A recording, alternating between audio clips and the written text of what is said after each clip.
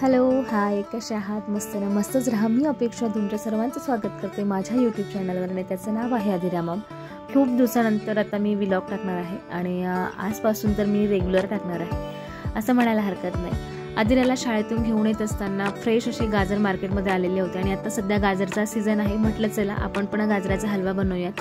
आता सध्या संक्रांत म्हटली की सगळीकडेच गाजर, बोरं, वाटाणे आणि हरभरे दिसतात आणि या दिवसांमध्ये जर तुम्ही गाजरचा हलवा ज्या सीझनमध्ये जे फळ येतं किंवा भाज्या येतात त्या सीझनमध्ये तुम्ही जर खाल्लं तर नक्कीच त्याची चव जी आहे ती खूप छान लागते.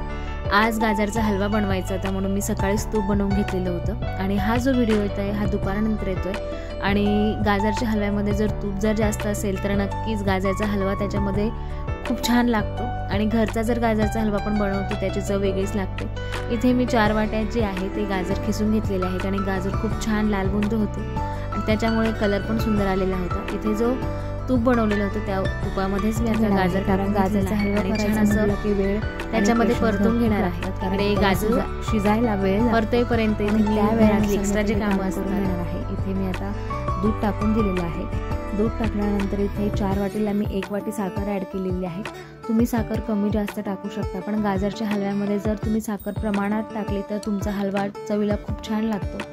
इकडे गाजरचा हलवा शिजेपर्यंत मी इथे मिस्टरांचे शर्ट जे आहे ते नवीनच आहे आणि त्याला इंकचा डाग लागलेला आहे आणि तो कसा काढायचा याचा मी विचार करत असताना मला एक आयडिया सुचली. म्हटलं चला आपल्या घरामध्ये विनेगर आहे, त्यावर विनेगर ॲड केलं, थोडंसं कोलगेट टाकलं आणि इकडे हलवा बनेपर्यंत मी त्यांचं शर्ट जे होतं ते क्लीन करत होते आणि बऱ्यापैकी इंकचा जो डाग आहे तो निघालेला आहे. जर तुमच्याकडे आणखी एक्स्ट्रा जर आयडिया असेल तर तुम्ही मला नक्की कमेंटद्वारे सांगा. इकडे गाजराच्या हलव्यामध्ये मी याच्यामध्ये ॲड केलेला आहे खवा, कारण खवा टाकल्यानंतर गाजरच्या हलव्याची चव जी आहे ती उत्तम लागते आणि त्या आवडीनुसार मी याच्यामध्ये ड्रायफ्रूट ॲड केलेले आहे. ड्रायफ्रूटने सुद्धा खूप छान चव लागते आणि तुम्ही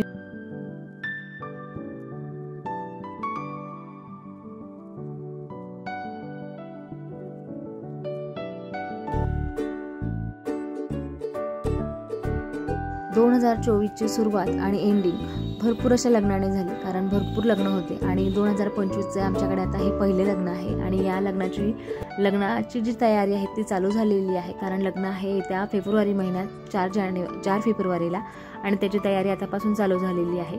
आणि या साडीला मला आज करायचं आहे पिकोफॉल. नुकतीच नवीन आणलेली साडी आहे आणि त्याचे पिकोफॉल आणि ब्लाऊज पीस मला काढायचं आहे.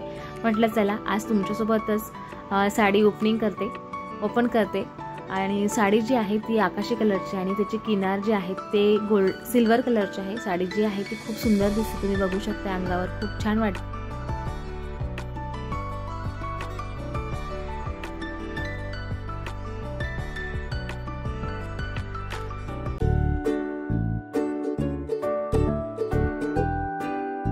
मम्मा आणि आजू सेम होणार आहे लग्नामध्ये, कारण लग्न म्हटल्यानंतर बरेच फंक्शन असतात आणि फंक्शन म्हटले की आपल्याकडे वेगवेगळ्या कलरच्या आणि वेगवेगळ्या व्हेरायटीच्या साड्या आपल्याकडे असायलाच हव्या.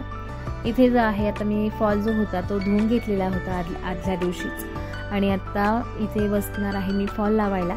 आणि फॉल लावणं खूप सोपं आहे, तुम्ही घरच्या घरी लावू शकता. त्यासाठीच मी आता तुम्हाला एकदम सोपी पद्धत दाखवणार आहे फॉल लावण्याची. जी फॉल आपण घरी लावतो ना तो आधी धुवून घ्यायचा, प्रेस करून घ्यायचा आणि आपल्याला मी आता हा जो फॉल आहे तो दोघी साईडने लावणार आहे आणि दोघी साईडने फॉल लावणं खूप इझी आहे. जर तुमच्याकडे जर लेसची साडी असेल तर तुम्ही मशीनवर लावू शकता आणि जर विदाऊट लेसची असेल म्हणजेच या टाईपची जर साडी असेल तर तुम्ही हाताने आपण जशी तुरपाई करतो ना अगदी सेम तशाच प्रकारे आपल्याला इथे तुरपाई करून घ्यायची आहे.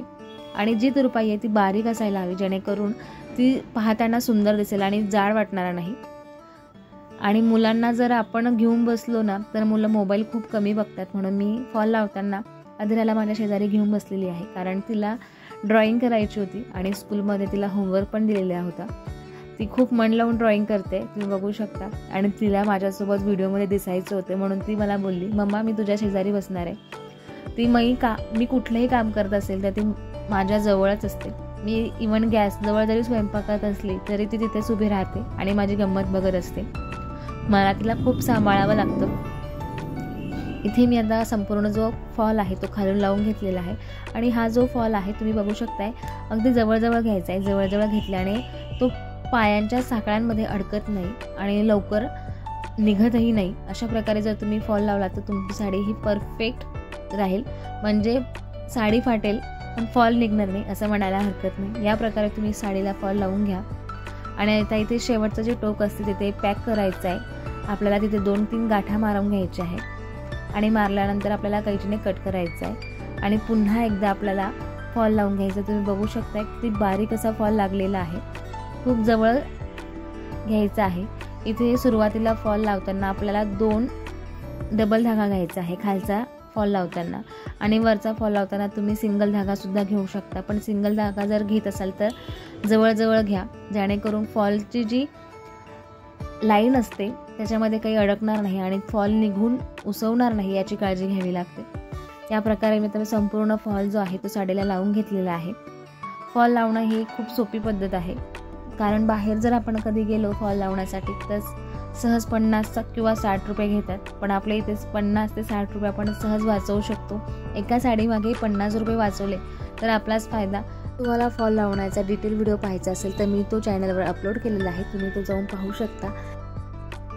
साडीला फॉल लावणं खूप इझी आहे, तुम्ही नक्की लावून बघू शकता. इथे संपूर्ण आता साडीला माझ्या फॉल लावून झालेला आहे आणि दोघी साईड मी आता पॅक करून घेते. आता उर्वरित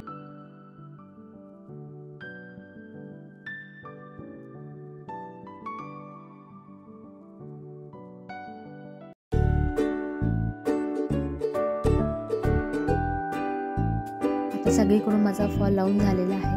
आणि फॉल लावणं म्हणजेच साधारणतः 20 किंवा 25 मिनिटाचं काम हाताने फॉल लावायचं.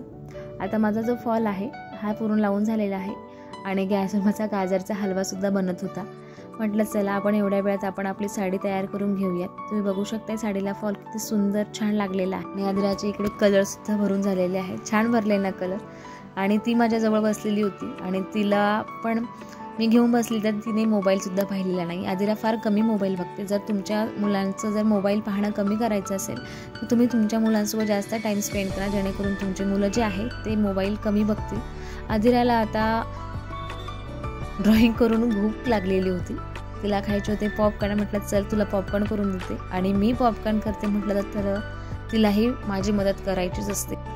आता आदिराला लागलेली आहे भूक, छोटीशी भूक असते संध्याकाळची आणि तिला खायचे होते पॉपकॉर्न. आणि पॉपकॉर्न म्हटलं की तिला माझ्यासोबत मदत करायचीच असते. इकडे माझे पॉपकॉर्नसुद्धा झालेले आहेत. मुलांना जर मोबाईलपासून लांब ठेवायचं असेल तर आपल्याला आपला वेळ त्यांना द्यावा लागतो, त्यांच्यासोबत खेळावं लागतं. आणि आपण त्यांच्यासोबत जर जास्त खेळलो, आपला जर टाईम त्यांना दिला तर नक्कीच त्यांना त्या वेळेची किंमतसुद्धा राहते.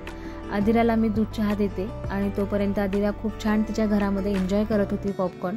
आदिरासाठी मी तिचं हे टेन हाऊस काढून दिलेलं होतं, तिला बड्डेला मिळालेलं होतं आणि ती खूप छान एन्जॉय करते. प्रत्येक आईवडिलांना वाटतं की आपल्या मुलांनी मोबाईल फार कमी बघावा, पण असं पण असतं की आपल्या घरामध्ये घरही स्वच्छ असावं. पण काय होतं, ज्यावेळेस घर स्वच्छ असेल तर मुलं मोबाईल बघतात आणि घरामध्ये खूप पसारा असेल तर मुलं तो पसारा पाहून त्या वस्तूंशी खेळण्याचा प्रयत्न करतात. कारण की घर म्हटलं की पसारा होतोच आणि मुलं म्हटलं तरी हा पसारा होतो. जेव्हा घरामध्ये मुलं असेल तर पसारा होणं केव्हाही चांगलं, मला तरी असं वाटतं. कारण की माझ्या घरामध्ये सगळीकडे मुलांचे खेळणे, टेन हाऊस, गाड्या अशा पडलेल्या असतात आणि मुलं ते बघूनच छान खेळतात असं मला म्हणायला हरकत नाही. इथे मला जायचं होतं संध्याकाळी हळदी कुंकवाला, त्यासाठी मी सुंदर अशी सिंपल साडी वेअर केलेली आहे आणि आदिरा शेजारच्या घरात खूप छान डान्स करत होती, तो पाहून मलाही खूप छान वाटलं. आणि आज संध्याकाळी हळदी कुंकवाला आल्यानंतर मला बनवायचं होतं सांबार आणि सांबार राईस. संध्याकाळचं हलकं जेवण असलं की पोटाला पण आराम मिळतो.